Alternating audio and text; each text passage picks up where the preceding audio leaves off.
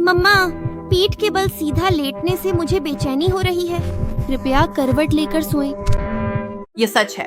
करवट लेकर सोना खासकर बाईं ओर बेहतर माना जाता है क्योंकि इससे प्लेसेंटा और बच्चे तक खून का बहाव बढ़ता है। दाईं ओर सोना भी सुरक्षित है।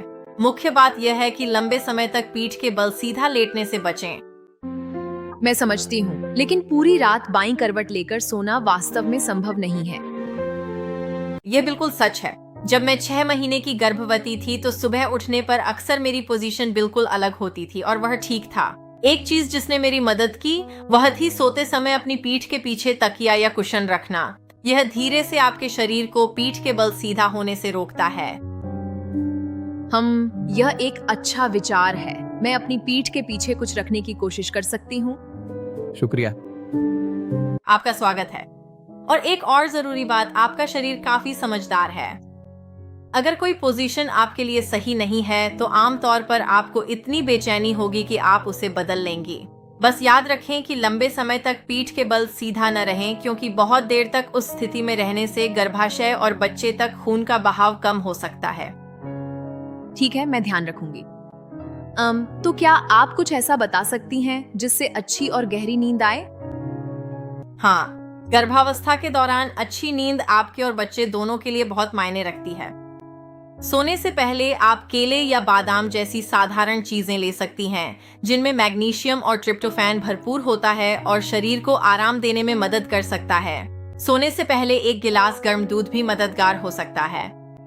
जरूरी बात उन आदतों को अपनाना है जिन्हें आप लगातार जारी रख सकें। मैं कई फैंसी टिप्स दे सकती हूँ, लेकिन किसी चीज को सिर्फ एक बार करने से समस्या हल नहीं होगी।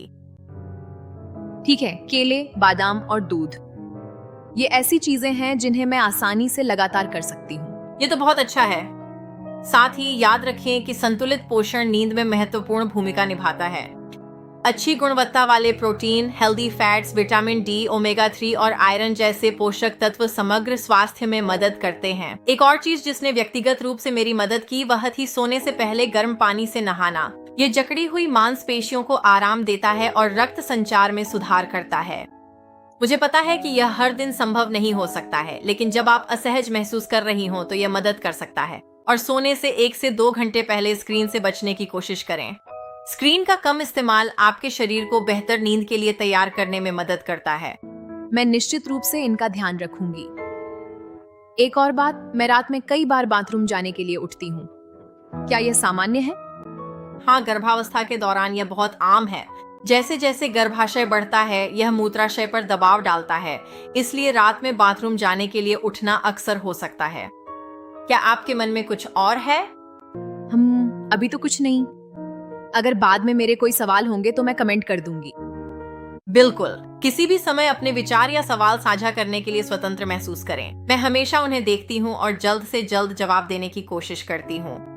लाइक, शेयर और सब्सक्राइब करना याद रखें क्योंकि हम आपको सच में समझते हैं। मम्मा, पीठ के बल सीधे सोने से मुझे बेचैनी हो रही है। कृपया करवट लेकर सोएं।